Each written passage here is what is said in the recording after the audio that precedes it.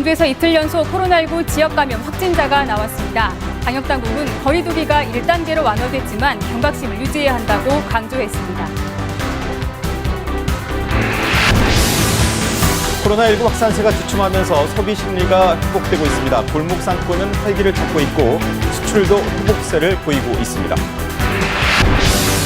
광주공항에서 신분증을 도용해 항공기 탑승하는 보안 사고가 잇따르고 있습니다. 신분 확인 절차를 개선해야 한다는 지적이 나오고 있습니다. 미국 여자 프로골프 투어에서 영암 출신의 김세영이 생애 첫 메이저 대회 우승을 차지했습니다.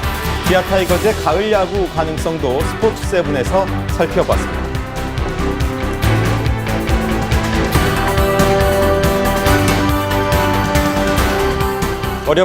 어렵게 한 단계를 내려왔습니다. 오늘부터 사회적 거리 두기가 1단계로 완화됐는데요. 하지만 안심하기에는 이릅니다. 광주에서 어제와 오늘 이틀 연속 코로나19 지역 감염자가 나왔습니다. 취재기자 연결합니다. 김정대 기자, 신규 확진자 현황 전해주시죠. 네, 어젯밤 광주 남구 소동에 사는 A씨가 코로나19 확진 판정을 받은 데이어 A씨와 밀접 접촉한 지인이 오늘 양성 반응이 나왔습니다. 지난달 29일 이후 12일 만에 광주에서 어제 확진자가 나온 데 이어 이틀 연속 지역 감염 확진자가 나온 겁니다. 확진자 A씨는 이달 초 업무차 서울을 방문했다가 지난 6일 광주 집으로 돌아온 이후 증상이 나타난 걸로 알려졌는데요. 방역당국은 서울에서 감염됐을 가능성에 무게를 두고 A씨의 위치 정보를 통해 서울의 선행 확진자와 동선이 겹치는지 확인하고 있습니다. 또 A씨와 식사를 한 B씨가 확진 판정을 받으면서 또 다른 밀접 접촉자 40여 명에 대한 진단검사를 진행하고 있습니다. 또 해외 입국자 1명도 확진 판정을 받아 광주의 누적 확진자는 499명으로 늘었습니다.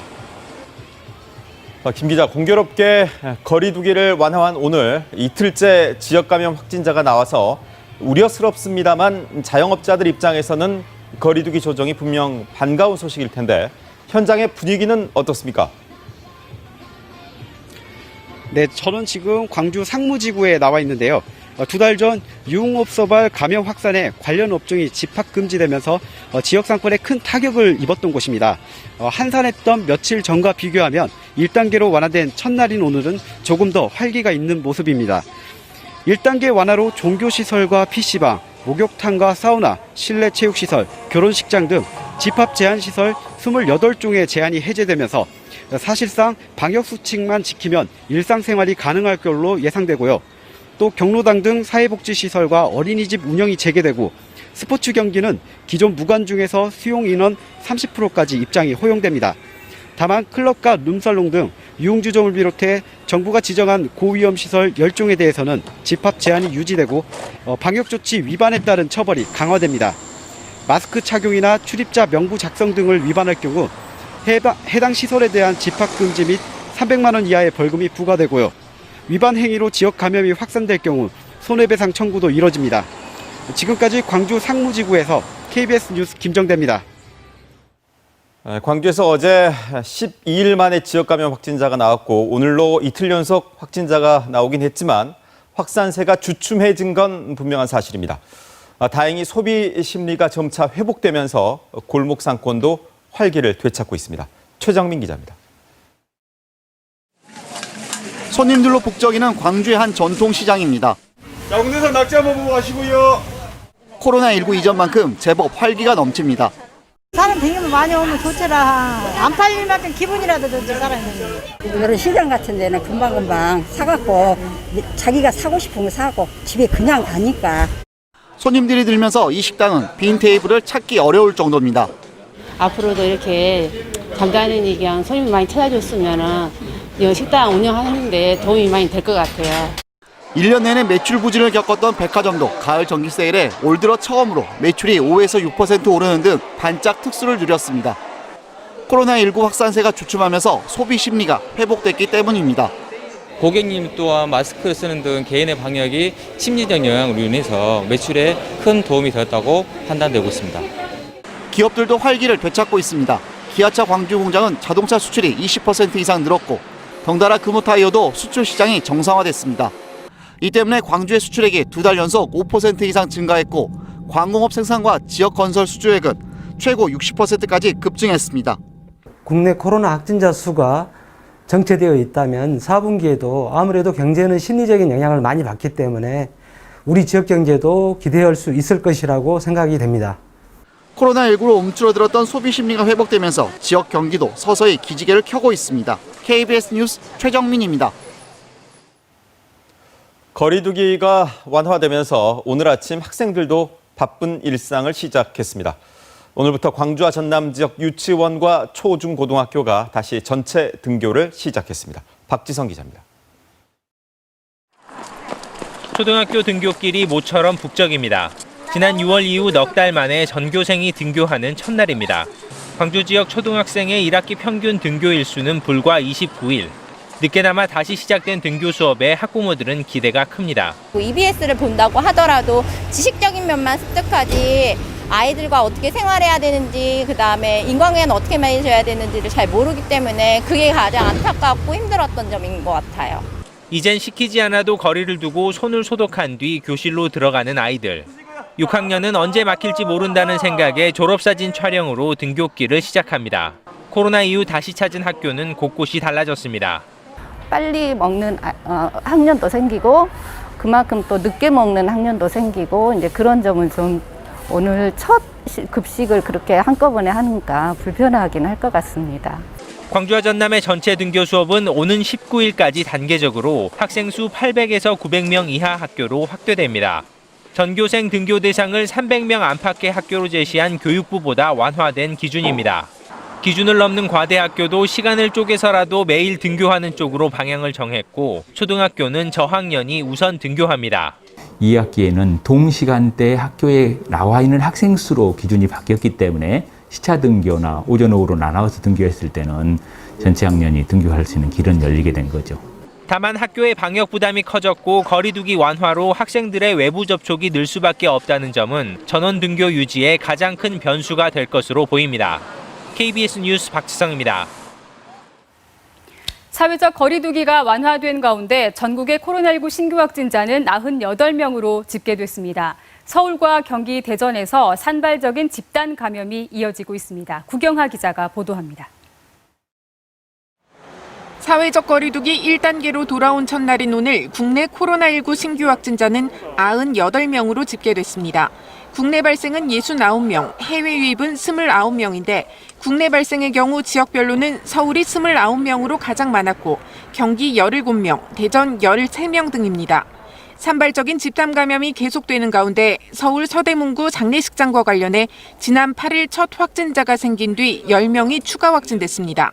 경기 수원시 스포츠 아일랜드와 관련해선 지난 6일 첫 확진자가 나온 뒤 5명이 추가됐고 동두천시 친구 모임도 누적 확진자가 15명이 됐습니다. 사회적 거리두기가 조정되면서 휴관 중이었던 전국 사회복지시설 9만 5천여 곳의 운영은 재개됩니다.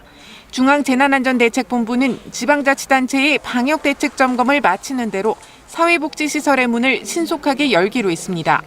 다만 탐방객이 급증하는 단풍철을 맞아 국립공원의 단체 탐방은 제한하기로 했습니다.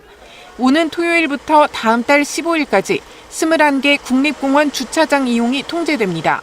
또 정상부, 전망대, 쉼터 등 탐방객이 밀집할 수 있는 장소에 출입금지선을 설치하고 설악산과 내장산 등 케이블카 탑승 인원도 50%로 제한해 탐방객을 분산하기로 했습니다. 서울시도 자체 방역 대책을 일부 완화하기로 했습니다. 기본적인 생활 방역 수칙 준수 여부를 더욱 철저하게 관리하고 일괄 통제보다 위험 요인별 핀셋 방역 대책을 가동하겠습니다. 여의도, 뚝섬, 반포 한강공원의 밀집 지역 통제는 해제됩니다. 서울 전역에 내린 10인 이상 집회 금지 조치도 종료하기로 했습니다. 다만 광화문 광장을 포함해 도심 집회 금지는 계속됩니다. 또 서울 전역에 100인 이상 집회 금지를 시행해 감염 위험이 높은 집회에 대해서는 2단계에 준해 대응하기로 했습니다. 99명 이하 집회라도 체온 측정, 명부 작성 등 7개 항목의 방역 수칙 이행을 의무화했습니다. 방역당국은 거리두기가 조정됐지만 경각심을 유지해달라고 요청했습니다. 코로나 감염은 환기가 안 되는 밀폐된 환경, 또 거리두기가 되지 않은 밀집 밀접한 공간, 즉 산밀 환경이라면 어떤 시설이나 어떤 장소에서도 전파가 가능합니다. 방역당국은 특히 기온과 습도가 낮아져 코로나가 확산될 수 있다면서 마스크 착용과 손 씻기 등 생활수칙 준수를 강조했습니다. KBS 뉴스 구경화입니다. 국정감사 소식입니다. 오늘 법무부 국감에선 추미애 장관 아들 군휴가 관련 의혹이 다시 쟁점이 됐습니다. 여야간 신경전으로 고성이 오가고 감사가 중단되는 파행을 빚었습니다. 박혜진 기자입니다. 법무부 국정감사는 추미애 장관 아들의 군 휴가 관련 의혹에 또다시 질의가 집중됐습니다. 국민의힘은 보좌관에게 전화를 지시한 일이 없다고 한 추 장관의 그간 발언이 거짓이라고 했고 추 장관은 아니라고 맞받았습니다. 국회에서 거짓 진술한 것에 대해서 이 자리를 빌어 국민들에게 사과할 생각이 있으십니까? 거짓 진술하지 않았습니다. 네. 제가 법령을 위반하거나 또는 부정한 청탁 지시를 하지 않았다이고요. 민주당이 정쟁을 그만하라며 추 장관을 옹호하자 야당에서는 처음부터 추미애 장관과 관련된 이 사건만 지금까지 계속 정쟁만을 일삼아왔습니다. 여야 간 고성이 오가다 감사가 중지되는 등 파행을 빚기도 했습니다. 자, 그만하십시오. 그만하세요. 라임 옵티머스 사건도 오늘 국감의 핵심 쟁점이었습니다. 미국에 있는 이혁진 전 옵티머스 대표의 범죄인 인도 청구 여부에 대한 질문에 추 장관은 협의 중이라며 구체적인 내용은 밝힐 수 없다고 했습니다. 금융위원회 국정감사에서는 국민의힘에서 김재현 옵티머스 대표와 금융위 직원 간 통화 녹취록을 공개하기도 했습니다. 옵티머스의 대주주 변경 과정에서 금융위가 호의적으로 움직이며 특혜를 제공했다는 겁니다. 금융위원회 담당 과장이 5시까지 올 수 있느냐? 날짜가 앞이니 바꿔달라. 직접 1층 민원실까지 내려가서 서류 신청을 받아가는 것이 정상적인 게 아니죠. 지금 저희가 내부적으로 확인해봤는데 담당 과장은 접수를 받은 적이 없다. 국회 외교통일위원회 주미래사관 국감에서는 북한의 노동당 창건 열병식 관련 질의가 이어졌습니다. 민주당 의원들은 북한의 대화 의지를, 국민의힘 의원들은 ICBM 등의 열병식 등장을 지적했습니다. KBS 뉴스 박혜진입니다. 한빛 원전 3, 4호기 건물에서 크고 작은 구멍이 발견되는 등 그동안 부실 시공 논란이 끊이질 않았는데요. 이번에는 설계상 콘크리트 안에 있어야 할 철근이 밖으로 노출된 문제점이 확인됐습니다. 국정감사에서 지적이 됐는데 전국에 있는 원전 가운데 한빛 원전에서 가장 많은 철근 노출이 발견됐습니다. 유철웅 기자입니다. 국내 기술로 시공한 최초의 원전인 한빛 원전 3, 4호기. 지난해까지 경락 건물 등에서 크고 작은 구멍이 264개나 발견되는 등 부실 시공 논란이 끊이지 않았습니다. 이번에는 설계상 콘크리트 안에 있어야 할 철근이 밖으로 노출된 게 문제가 됐습니다. 국회 과학기술정보방송통신위원회 김상희 의원은 국정감사에서 한빛 3, 4호기 경락건물 외벽에서 철근 노출이 207개나 발견됐다고 밝혔습니다. 국내 원전 10곳에서 435개의 철근 노출이 발견됐는데 한빛 3, 4호기가 47%나 됐습니다. 철근 노출도 지금 굉장히 이게 심각한 상황입니다. 그래서 이 부분 관련해서는 원안위와 한수원에서 더 적극적으로 임해 주시기 바라고요. 한빛 3, 4호기의 크고 작은 구멍과 철근 노출 등 부실 시공 의혹이 끊이지 않고 있지만 시공사인 현대건설은 여전히 입장을 표명하지 않고 있습니다. 한국수력원자력이 지난달 현대건설에 공문을 보내 대국민 사과문 발표와 결함에 따른 책임 부담 방안 등을 논의하자고 했지만 시간이 더 필요하다는 답변만 되돌아왔습니다. 민간 감시단체는 부실 시공 의혹이 속속 드러나고 있는데도 아무런 조치가 없다고 비판하고 있습니다. 그 많은 문제 제기도 불구하고 25년 이상 이렇게 규제 차원에서나 사업주 차원에서 이렇게 확인하지 않고 올 수 있었는지에 대해서 의아스럽고요. 이런데도 지난해 말 한빛 3, 4호기 부실 공사의 원인과 대안을 찾겠다며 출범한 유관기관 협의체는 아직까지 단 한 차례의 회의도 열지 않았습니다. KBS 뉴스 유초롱입니다.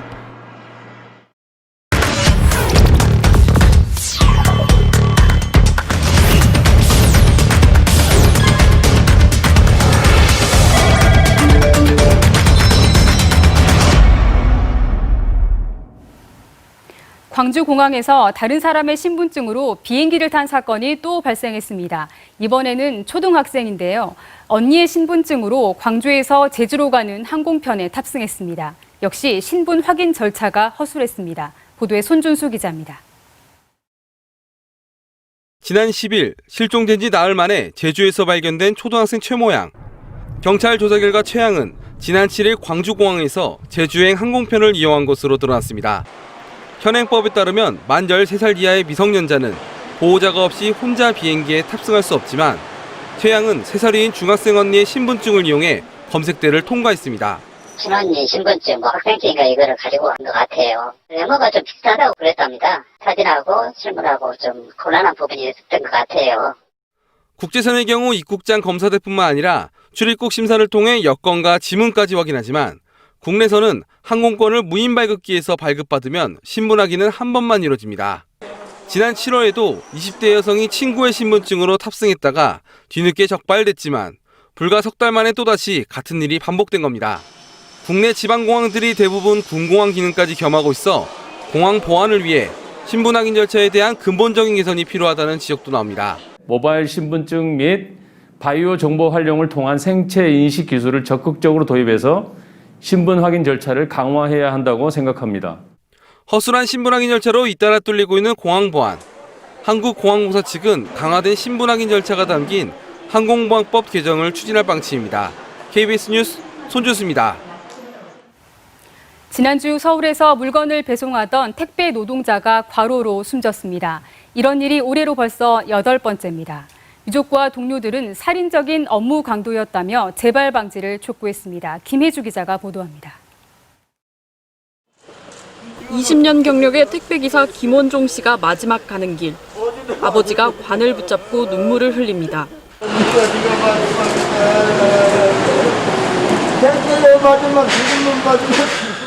김 씨는 지난 8일 물건을 배송하던 중 호흡곤란을 일으키며 쓰러진 뒤 숨졌습니다.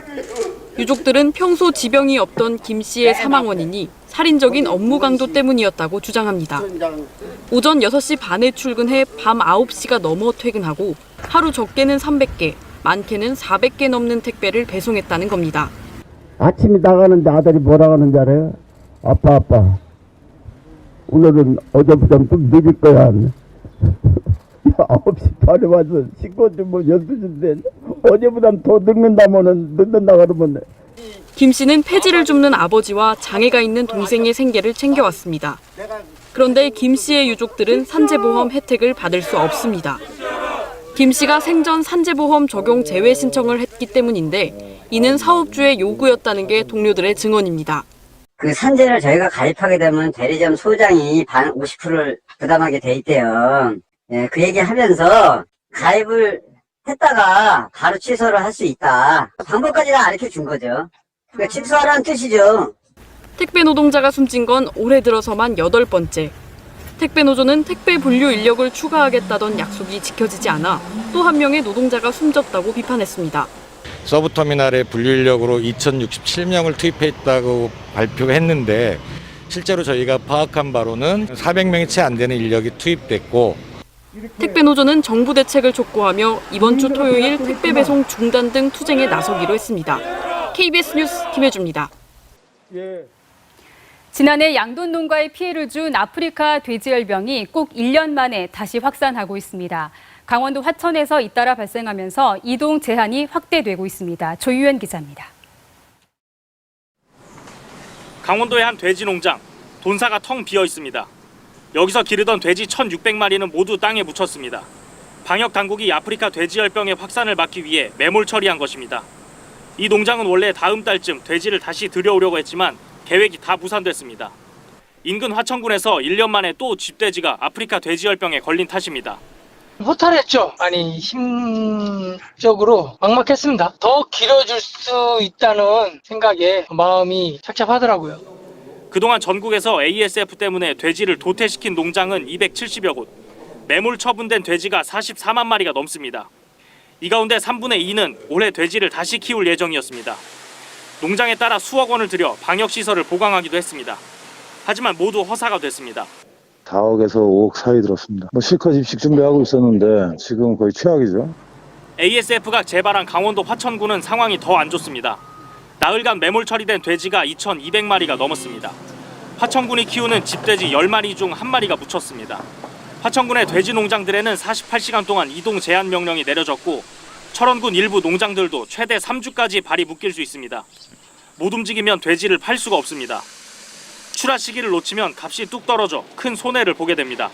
자동 생산 농장 한 2주나 한 1, 2주에 한 번씩은 꼭 자동이 나가줘야 되는데 저희 같은 경우는 지금 난리 났죠. 자동이 못 나가니까 이것도 어떻게 하는지. 1년 만에 재발한 집돼지 ASF. 양돈업계는 말 그대로 생존의 위기를 맞고 있습니다. KBS 뉴스 조희원입니다. 독일 베를린 당국의 철거를 명령한 평화의 소녀상에 대해 시민단체가 집행정지 가처분 신청을 하기로 했습니다. 철거를 막아달라는 건데요. 철거에 반대하는 온라인 청원 운동도 시작됐습니다. 베를린 유광석 특파원입니다. 지난달 28일 베를린시 주택가에 세워진 지 9일 만에 철거 명령을 받은 평화의 소녀상. 소녀상 설립을 주도한 시민단체가 오늘 베를린 행정법원에 철거 명령 집행정지 가처분 신청을 합니다. 시민단체인 코리아협의회는 베를린 미테구청이 문제 삼은 비문은 당초 제출 요청이 없었고 비문 내용도 문제가 없어 가처분 신청이 받아들여질 것으로 기대하고 있습니다. 코리아협의회는 구청이 비문을 문제 삼았는데 비문이 문제라면 동상 철거가 아니라 비문 교체를 먼저 요구했어야 한다는 게 법률가들의 판단이라고 말했습니다. 가처분 신청이 받아지고 본안 소송으로 이어질 경우 법원의 최종 판단까지는 상당한 시일이 걸릴 것으로 전망됩니다. 독일 현지에서는 동상 철거에 반대하는 청원 운동이 시작됐습니다. 이 온라인 청원에는 지금까지 2,200여 명이 서명했는데 이 가운데 1,800여 명은 독일 거주자입니다. 슈레더 전 독일 총리의 부인인 김소연 씨는 미테 구청장에게 보낸 페이스북 공개 편지에서 남편과 함께 철거 명령 철회를 요청한다고 적었습니다. 코리아 협의회는 현지 시간 내일 소녀상 주변에서 철거 명령 철회를 요구하는 집회를 열 계획입니다. 평화의 소녀상 설치를 허가한 베를린 미테구청은 일본 정부의 철거 요구가 있은 뒤인 지난 7일 갑자기 철거 명령을 내렸습니다. 베를린에서 KBS 뉴스 유광석입니다. 태백산맥과 아리랑, 한강에 이르기까지 한국 근현대사를 다룬 대하소설로 우리 소설 문학에 빛나는 금자탑을 쌓은 조정래 작가가 문학 인생 50주년을 맞아 독자들 앞에 섰습니다.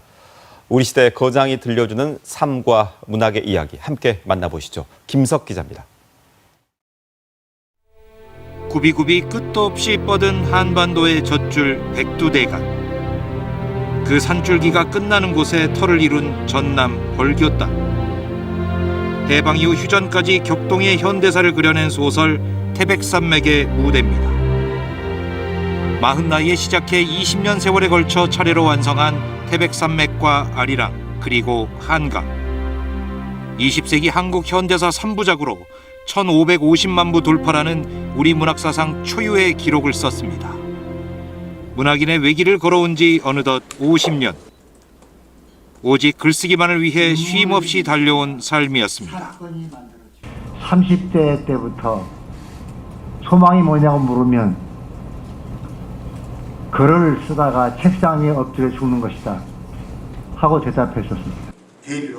등단 50주년을 기념해 대하소설 3부작을 31년 만에 손수 다듬어 개정판을 내고 공모를 통해 선정한 독자들의 질문에 답하는 글을 모아 책으로 묶었습니다.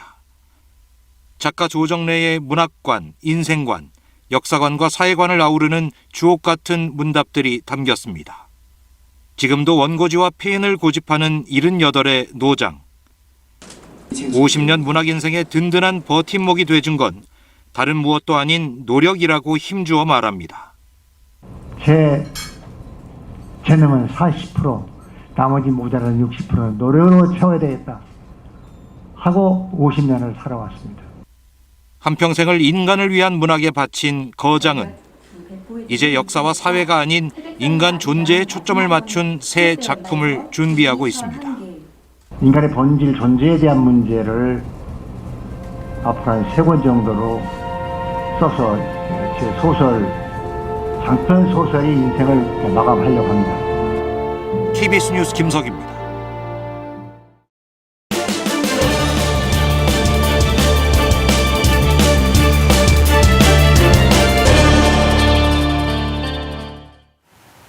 네트워크 취재 현장입니다. 전남 서남권 소식입니다.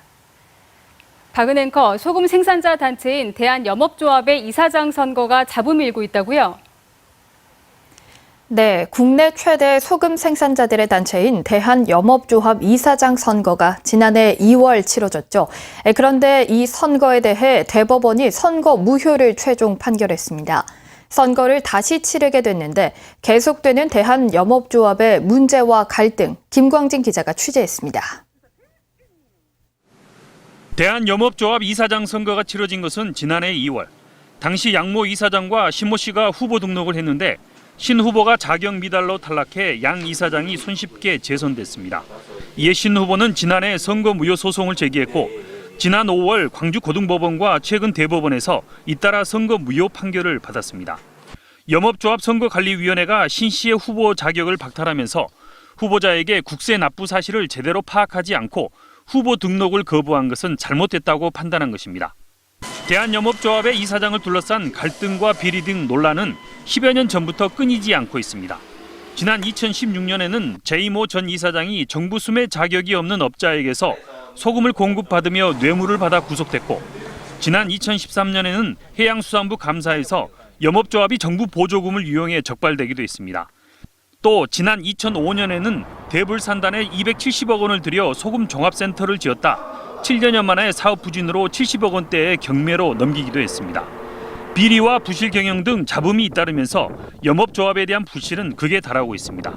젊고 활동력 있고 능력이 이렇게 생산자를 위해서 좀 노력도 해주고 그래야지 맨날 조합장 명령 갖고 그냥 있으면 못 와요. 아무 소용 없지. 한편 대한염업조합은 오는 23일 재선거를 치르기로 해 어떤 후보가 당선될지 결과가 주목됩니다. KBS 뉴스 김광진입니다. 2020 소금 박람회가 자연이 선물한 건강한 맛, 천일염이란 주제로 비대면 방식으로 치러집니다. 전라남도는 해양수산부, 영광군, 신안군과 함께 오는 16일부터 사흘 동안 2020 소금 박람회를 천일염 활용 음식 만들기와 소금길 랜선 투어 등 다양한 비대면 프로그램으로 진행한다고 밝혔습니다. 김영록 전남지사는 오늘 40여 년간 소록도에서 봉사해온 오스트리아 출신 간호사들이 아쉽게 노벨 평화상을 받지 못했지만 헌신과 봉사 정신은 영원히 기억돼야 한다는 입장을 밝혔습니다. 전라남도는 나이팅게일 탄생 200주년을 맞은 올해 마리안느와 마가렛 간호사의 노벨 평화상 수상을 위해 다양한 활동을 펼쳤지만 노벨 평화상은 세계 식량기구에 돌아갔습니다. 여수시가 장기 기증에 대한 관심을 높이기 위해 돌산대교에 초록색 불을 켜는 행사를 엽니다. 여수시는 오는 14일까지 사흘 동안 매일 오후 6시 반부터 7시까지 돌산대교 주탑 등에 장기 기증의 상징 색깔인 초록색 불을 점등하는 생명 나눔 그린라이트 캠페인을 벌입니다. 순천대 학생들의 봉사동아리 이실직고팀이 제작한 여순사건 다큐멘터리 10월에 핀 동백시사회가 여순사건 유족 등이 참여한 가운데 오늘 낮 순천대에서 열렸습니다. 10월에 핀 동백은 72년 전 일어난 여순사건이 어린이들의 눈에 어떻게 비쳤는지, 지금 세대가 왜 여순사건을 기억해야 하는지를 30여 분의 영상에 담았습니다. 지금까지 목포에서 전해드렸습니다.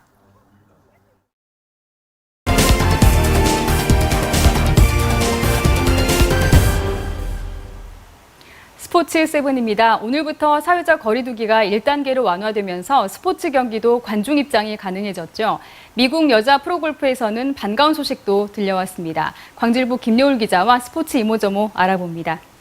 자, 오늘 새벽 미국 여자 프로골프 메이저 대회에서 영암 출신이죠. 김세영 선수가 처음으로 정상에 올랐죠. 네, 밤사이 박인비와의 집안 싸움 펼쳐졌고요. 김세영 선수 5타차 앞서면서 우승 차지를 했습니다. 2015년 투어에 뛰어든 뒤에 11승째인데요. 이번이 메이저 대회 첫 승입니다. 네. 그동안 메이저 우승이 없어서 아쉬웠는데 메이저 우승자로서 이름을 올리게 됐고요. 또 빨간 바지를 입고 역전 우승을 일궈내면서 그동안 빨간 바지의 마법사라는 애칭으로 사랑을 받았는데요. 이번에도 빨간 바지. 하지만 역전 우승은 아니고요. 선두 자리를 지키면서 우승 일궈냈습니다. 지난달에 강주 출신 이미림 선수에 이어서 메이저 연승 기록됐습니다. 네.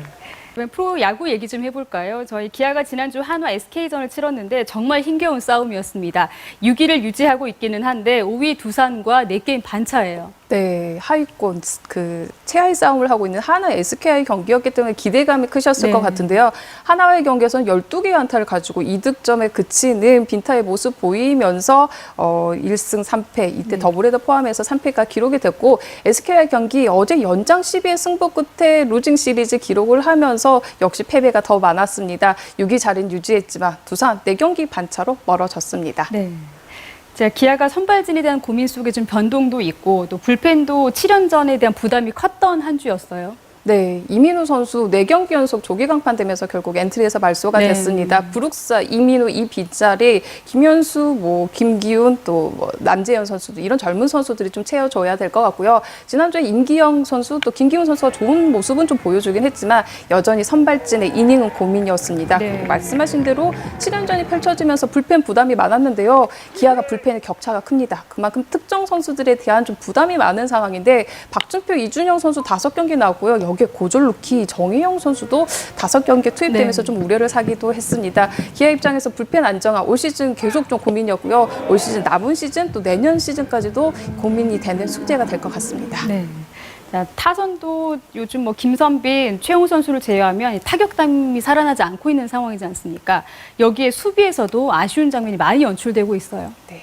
지금 최용우 타이거즈라고 해도 과언이 아닐 정도로 최용우 선수에 대한 의존도가 높고요. 그나마 이제 김선빈 선수가 역할을 해주고 있어서 지난주에 윌리엄스 감독 김선빈 6번에도 배치를 했고 파격적으로도 4번에 넣으면서 전체적인 타격감 상승을 좀 노려봤습니다. 하지만 결과적으로는 성적은 좋지 못했었고요. 지금 선수들 전체적으로 타격감이 좋지 않은데 좀 성급하게 방망이가 나가고 있는 모습입니다. 좀 눈야구가 필요할 것 같고요. 또 말씀하신 대로 수비에서도 좀 아쉬운 부분들이 많이 눈에 띄는데요.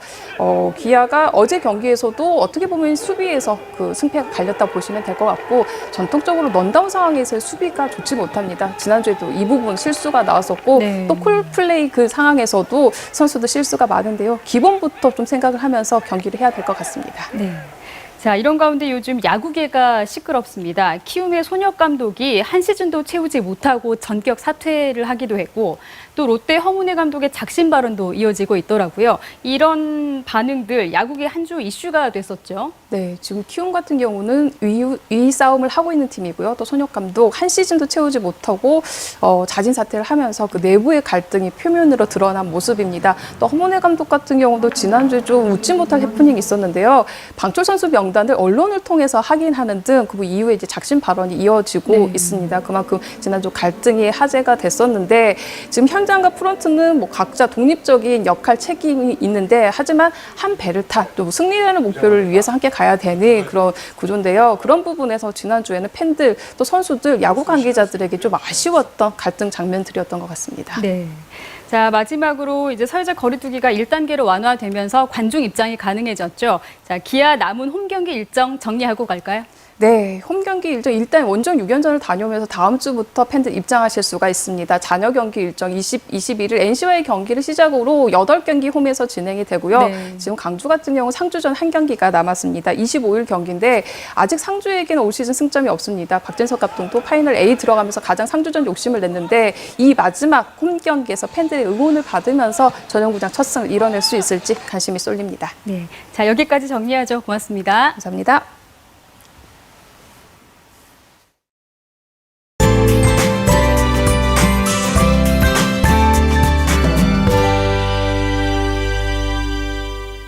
내일은 오늘보다 옷차림 더 따뜻하게 하셔야겠습니다. 북서쪽에서 찬 공기가 내려오면서 내일 광주의 아침 기온 오늘보다 3도가량 낮겠고요. 낮 기온도 20도 안팎으로 떨어지겠습니다. 여기에 바람이 불어서 체감 온도는 더 낮을 것으로 보이니까요. 건강관리 잘 하셔야겠습니다. 서해안 지역은 모레까지 바람이 강하게 불겠고 일부 지역에서는 새벽부터 아침까지 안개가 짙게 끼겠습니다. 교통안전에 유의하셔야겠습니다. 다음은 자세한 지역별 내일 날씨입니다. 내일 아침 기온 10도 안팎으로 떨어져 쌀쌀하겠습니다. 담양과 화순 10도가 예상되고요. 낮 최고 기온도 오늘보다 대부분 낮겠습니다. 여수의 낮 최고 기온 21도, 순천과 광양 22도가 예상되고요. 목포와 진도 19도, 강진 21도, 해남 20도까지 오르겠습니다. 바다의 물결은 내일 오전까지 서해남부 먼바다에서 최고 2.5m로 다소 높겠습니다. 당분간 대체로 맑겠지만 기온이 점차 내려가는 만큼 감기 조심하셔야겠습니다. 기상정보 전해드렸습니다. 긴 시간을 버텨왔습니다. 사회적 거리두기가 1단계로 완화되면서 일상생활에 한 걸음 더 다가서게 됐는데요. 오랜만에 등원에서 함께 뛰어노는 아이들의 모습이 즐거워 보입니다. 어제와 다른 오늘이죠. 긴장을 늦추지 말아야겠습니다. 뉴스7을 마칩니다. 내일 뵙겠습니다.